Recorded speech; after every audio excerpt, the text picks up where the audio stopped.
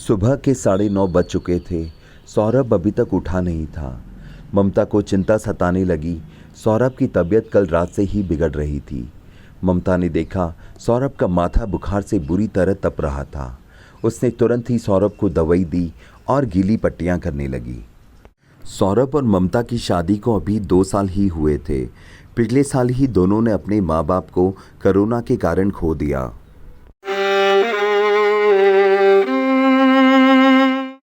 ममता ने अपनी माँ को कॉल करा और स्थिति से अवगत कराया। माँ ने ढाढ़स बंधाते हुए कहा कि उसका भाई भी कोरोना पॉजिटिव है, वरना उसे वे भेज देती। तू चिंता न कर, डॉक्टर से बात कर और दवाइयाँ शुरू कर।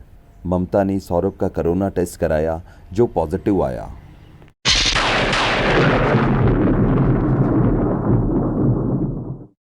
दो चार हॉस्पिटल में चक्कर लगाने के बाद आखिरकार ममता को बेड मिल ही गया। मुंबई में लॉकडाउन की वजह से कोई भी रिश्तेदार चाहकर भी ममता का साथ नहीं दे पा रहा था। अस्पताल में जिंदगी और मौत के तांडव के बीच ममता सौरभ की देखभाल में लग गई। कभी डॉक्टर के सामने गिड़गिड़ाती तो कभी दवाइयों की पर्ची लिए इधर उधर भागती।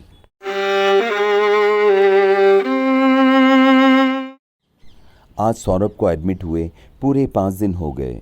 डॉक्टर ने दवाइयों की एक पर्ची दी, पर उसमें से एक जीवन रक्षक दवाई जो बाजार में उपलब्ध नहीं हो पा रही थी। ममता परेशान हो गई। उसे कुछ समझ नहीं आ रहा था। ममता उदास और हताश बैठी थी, भगवान से प्रार्थना कर रही थी। तभी उसके बगल में बैठे एक युवक ने ममता से पूछा। सब बात पता होने पर उस युवक ने ममता को ढाढ़स बंधाया और बोला, मैं भी इसी दवा के लिए बाहर जा रहा हूँ। मैं आपके लिए भी ये दवा ले आऊँगा। मेरा एक परिचित है जिसकी दुकान पर यह दवा उपलब्ध है। ममता को तो मानो जैसे जीवन मिल गया। उसने हाथ जोड़कर युवक से कहा, प्लीज़ ये दवा ला दो, मेरे पति की हालत बहुत ही ज़्यादा गंभीर है। युवक ने मुस्कुराते हुए कहा, इंसान ही इंसान के काम आता है, और वह दवा लेने चले गया। लगभग 4 घंटे बाद वो लौटा और ममता को दवाई दी। ममता ने पैसे के लिए बोला तो युवक ने कहा, पहले आप पति को दवाई दे दो, फिर हम बाद में बात करेंगे। उस दिन के बाद दोनों में बातचीत होने लगी। युवक, जिसका नाम कपिल था, उसका भी भाई इसी अस्पताल में कोरोना से जीवन का संघर्ष कर रहा था। लगभग ममता और कपिल का दर्द एक जैसा ही था। ममता और कपिल के बीच रोज बातचीत होने लगी और दोनों एक दूसरे को समझने लगे। कभी एक दूसरे को ढाढ़स बंधाते तो कभी एक दूसरे को जोक सुनाकर हंसाते। एक दिन सौरभ का ऑक्सीजन लेवल काफ़ी गिर गया और इसे वेंटिलेटर पर शिफ्ट करना पड़ा। ममता की चिंता यहीं खत्म नहीं होने वाली थी। अस्पताल में ऑक्सीजन की कमी थी, उसका भी इंतज़ाम करना था। ममता का एकमात्र सहारा कपिल उसे यहाँ भी मदद के लिए आगे आया।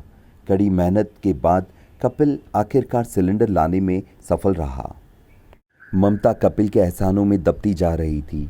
उसके मन में कपिल को लेकर कुछ कुछ होने लगा। किसी ने सही कहा है, प्रेम का जन्म विश्वास से होता है। ममता को कपिल पर विश्वास तो था ही, पर अब कहीं न कहीं प्रेम भी होने लगा था।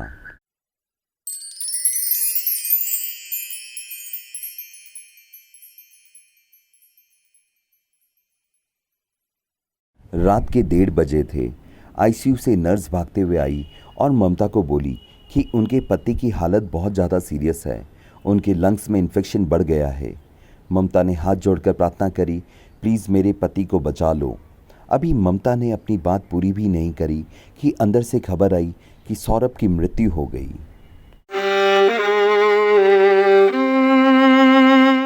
ममता बदहवासी किनारे खड़ी हो गई। उसके आंसू सूख चुके थे। गम इतना था कि उसकी पलकें भी झपक नहीं रही थी। इसी बीच एक हाथ ममता के कंधे पर आया। ये हाथ कपिल का था। कपिल ममता को घर ले आया। उससे ममता का दुख देखा नहीं जा रहा था। उसने ममता के लिए चाय बनाई और फिर खाना बनाया। आज सौरभ को गए 1 हफ्ता बीत चुका था। इस दौरान ममता ने कपिल को काफ़ी बार फ़ोन करा, लेकिन उसका मोबाइल हमेशा बंद आ रहा था। ममता को चिंता सताने लगी।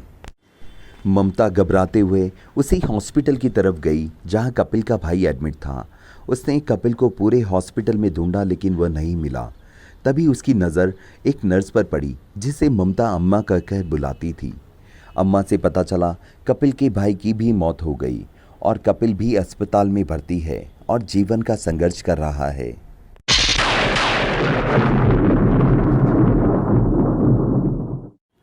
ममता तुरंत ही जाकर कपिल के फॉर्म में अपना नाम लिखवा देती है और डिसाइड करती है कि वह कपिल की हर संभव मदद करेगी।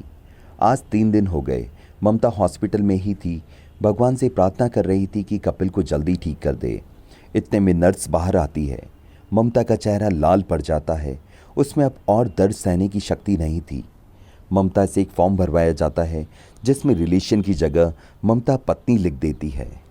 ममता की प्रार्थना रंग लाती है और कपिल की हालत में सुधार आना शुरू हो जाता है। 3 दिन बाद कपिल को अस्पताल से डिस्चार्ज कर दिया जाता है।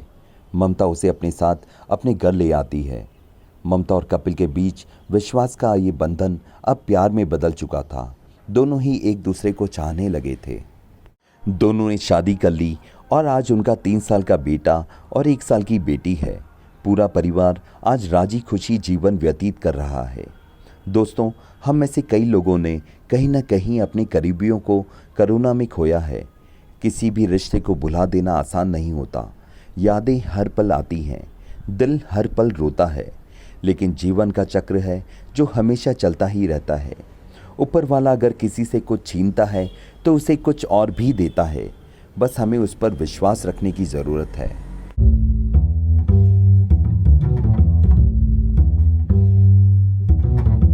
आपका दोस्त अमित आपसे फिर मिलेगा। तब तक अपना ध्यान रखिएगा and please please please subscribe the channel. Thank you.